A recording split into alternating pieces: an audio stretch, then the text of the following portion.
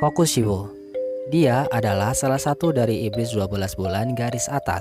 Kokushibo menempati peringkat pertama dalam jajaran iblis 12 bulan. Rambutnya berwarna hitam kemerah-merahan. Memiliki tanda pemburu iblis dan memakai pakaian seperti seorang samurai. Tinggi dan berat badannya adalah 190 cm dan 93 kg. Dulunya, dia adalah kembaran sekaligus kakak dari Yorichi Sugikuni. Namanya adalah Michikatsu Sugikuni. Namun, karena dia iri terhadap adiknya dan tidak puas akan kekuatan yang telah ia miliki, Michikatsu Sugikuni memutuskan untuk menjadi seorang iblis dengan harapan bisa hidup lebih lama serta bisa melampaui kekuatan Yorichi Sugikuni. Namun, apakah yang terjadi dan bagaimanakah masa lalunya? Oke sob, mari kita simak bersama-sama kisah hidup Kokushibo yang akan menceritakan secara lengkap dan jelas. So, welcome to Opsanime.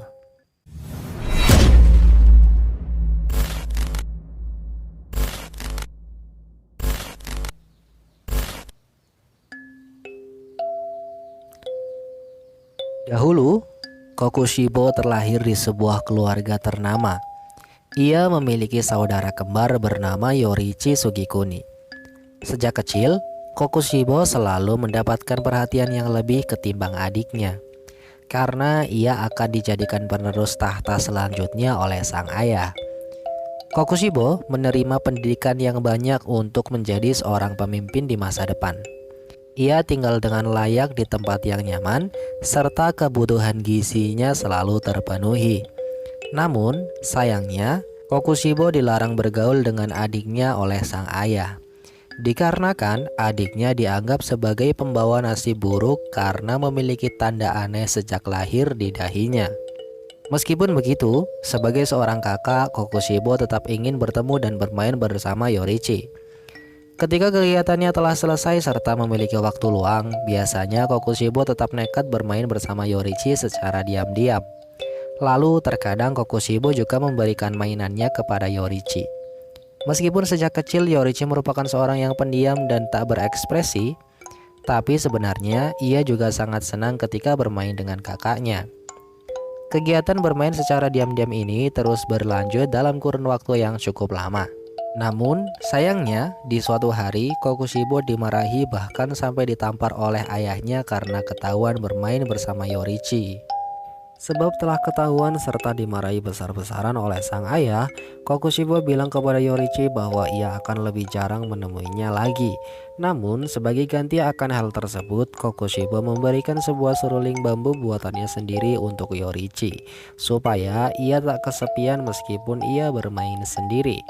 Beberapa hari kemudian, Yorichi menemui serta melihat Kokushibo sedang berlatih seni berpedang. Lalu karena ia takjub kepada Kokushibo, Yorichi pun menanyakan sesuatu dan mengungkapkan mimpinya sambil tersenyum kepada Kokushibo. Kokushibo pun kaget mendengar Yorichi berbicara, karena di umurnya yang sekarang, ia baru mengeluarkan suara dan senyumannya. Bahkan pedang kayu yang dipegang Kokushibo pun sampai jatuh.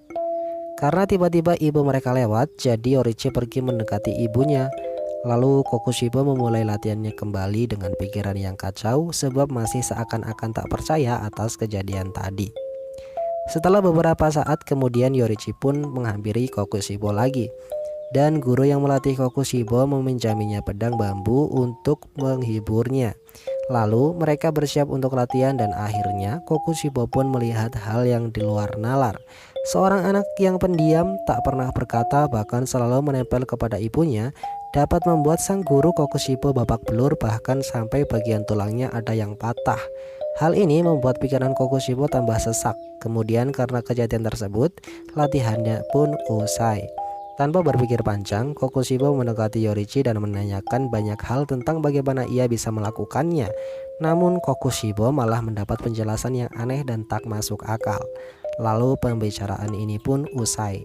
Semenjak kejadian tersebut, dalam sekejap, kehidupan Kokushibo pun berubah drastis. Sekarang, ia hidup dengan serba apa adanya. Kenyamanan dan kemudahan yang dulu ia peroleh, kini telah sirna. Dan Kokushibo hanya bisa pasrah menerima keadaan ini. Sampai pada suatu malam saat dini hari, Tiba-tiba Yorichi datang dan mengabarkan kepada Kokushibo bahwa sang ibunda tercinta telah meninggal. Lalu, ia pamit pergi meninggalkan rumah sambil membawa seruling bambu pemberian Kokushibo. Kokushibo pun sangat bingung dengan Yorichi. Padahal itu hanyalah seruling bambu dengan bunyi yang sumbang dan jelek. Namun, ia sangat bahagia karena memilikinya. Ditambah lagi, Yorichi pergi tanpa membawa bekal apapun. Hal ini sangat membuat Kokushibo heran, namun ia tak memperdulikannya. Setelah kepergian Yorichi dan sang ibunda tercinta, Kokushibo kembali hidup seperti sedia kala. Kecukupan serta suasana hidup yang nyaman telah didapatnya kembali. Pada suatu waktu, ia berkunjung ke kamar ibundanya untuk hanya sekedar melihat-lihat. Namun, ia menemukan sebuah buku catatan ibunya yang berisi tentang Yorichi. Mengetahui hal tersebut, dalam hati Kokushibo yang paling dalam, timbullah sebuah perasaan yang sangat amat kecewa serta membakar hatinya. Dari sinilah awal mula Kokushibo sangat cemburu dan membenci Yorichi, karena meskipun dia adalah seorang yang dianggap aneh, pendiam serta manja, namun ternyata dia adalah seorang jenius yang luar biasa. Hari demi hari telah terlewati. Kini Kokushibo telah beranjak dewasa. Ia pun menjadi pewaris tahta selanjutnya. Bahkan Kokushibo juga telah mempunyai istri dan anak. Menjadi seorang yang penting membuatnya selalu sibuk dengan banyak urusan, sehingga Kokushibo sering bepergian dari suatu daerah ke daerah lainnya untuk sebuah kepentingan.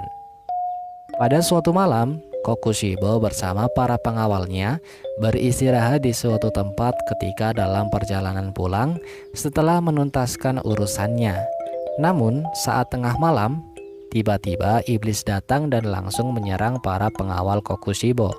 Semuanya pun mati. Kini tersisa Kokushibo seorang. Ia tak bisa apa-apa.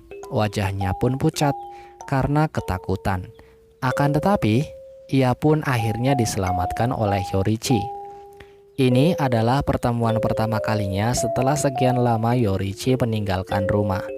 Kokushibo juga sangat terkejut karena Yorichi telah menjadi ahli pedang yang hebat, serta memiliki karakteristik sebagai orang yang sempurna di pandangannya.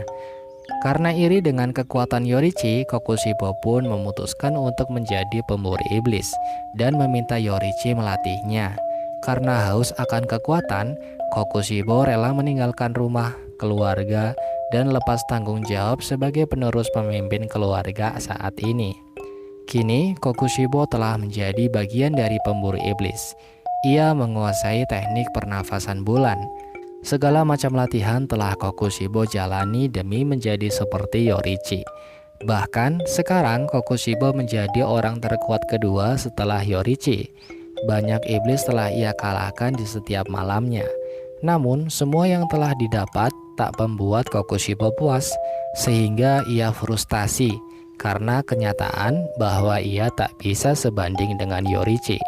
Kokushibo merasa bahwa ia tak lagi mempunyai masa depan, dan belakangan ini mulai jarang memburu iblis serta banyak melamun. Di suatu malam, ia sedang menyendiri di atap rumah sambil berbicara sendiri. Tiba-tiba Muzan datang serta menghasut Kokushibo supaya ia menjadi iblis. Karena tadi Muzan mendengar celotehan Kokushibo yang putus asa, ia pun mengiming-imingi Kokushibo dengan keunggulan menjadi seorang iblis. Akhirnya ia pun setuju dan diubah menjadi iblis oleh Muzan. Kini Kokushibo telah berubah menjadi iblis. Ia berkelana melalang buana ke berbagai daerah dan telah memangsa banyak manusia. Kokushibo juga telah banyak mengalahkan pilar serta ahli pedang selama hidupnya. Karena telah sering berlatih dan mengalahkan banyak orang, ditambah lagi dengan kombinasi teknik darah iblisnya, kekuatan Kokushibo pun semakin terasa dan berkembang secara drastis, baik dari segi fisik, seni berpedang, serta teknik pernafasan. Bahkan kini Kokushibo menguasai 16 jurus teknik pernafasan bulan, dan dialah yang menjadikan Kaigaku menjadi iblis. Berkat kekuatannya yang luar biasa, Kokushibo pun menempati posisi pertama dalam jajaran iblis 12 bulan garis atas. Namun, ia tak pernah ingin berhenti di sini. Kokushibo ingin lebih kuat dan terus lebih kuat sampai bisa melampaui Yorichi. Makanya, ia selalu pergi mengembara mencari seseorang untuk dikalahkan. Di suatu malam saat bulan purnama merah, Kokushibo menjumpai hal tak terduga. Ia bertemu dengan Yorichi yang telah lanjut usia. Pertarungan singkat pun terjadi. Walhasil, Kokushibo kalah telak serta hampir musnah. Namun, ia mendapati saudaranya meninggal karena usianya. Dengan perasaan kecewa serta meneteskan air mata kebencian, Kokushibo mencincang tubuh Yorichi menggunakan jurusnya. Lalu ia pun kembali melanjutkan perjalanannya dengan perasaan campur aduk. Padahal telah beratus-ratus tahun menempa kekuatan untuk bisa melampaui Yorichi, namun tetap saja tak tertandingi, gumam Kokushibo dalam hatinya. Selama hidupnya, yang mengendap di otak Kokushibo hanyalah kekuatan yang hebat serta hasrat ingin tak terkalahkan. Setelah sekian lama, akhirnya tibalah perang besar-besaran melawan para pemburu iblis. Disinilah Kokushibo bertemu dengan keturunannya, yaitu Muichiro Tokito. Pertarungan pun terjadi, dan pilar sekelas Muichiro Tokito dibuat layaknya mainan. Bahkan Kokushibo menghadapinya dengan santai. Lalu pertarungan berlanjut. Kini ia melawan Sanemi dan Gyomei Himejima. Mereka saling baku hantam satu sama lain. Berbagai jurus saling menyerang membabi buta. Kokushibo pun agak kewalahan dan akhirnya mengeluarkan kekuatan maksimalnya. Jurus demi jurus ia keluarkan sampai jurus ke-16. Sanemi dan Gyomei pun sangat kewalahan karena jurusnya memakan jangkauan area yang luas. Lalu, Genya serta Muichiro bergabung menyerang Kokushibo dengan kekuatan masing-masing untuk mengalahkannya. Akhirnya, dengan kekuatan 4 orang tersebut, Kokushibo pun terkalahkan. Di saat-saat terakhirnya, Kokushibo mengingat kenangannya bersama Yorichi. Ia pun tersadar serta mengakui kesalahannya selama hidupnya. Lalu, tubuh Kokushibo pun terlerai menjadi debu. Sambil berkata, "Maaf, aku hanya ingin bisa sepertimu, Yorichi." Nah, itu dia sob kisah hidup Kokushibo dari awal sampai akhir hidupnya. Semoga jelas dan dapat dipahami oleh teman-teman semua. Oke sob, sekian untuk kesempatan kali ini. Mimin pamit undur diri. Jangan lupa like, comment, and subscribe. Wassalamualaikum warahmatullahi wabarakatuh.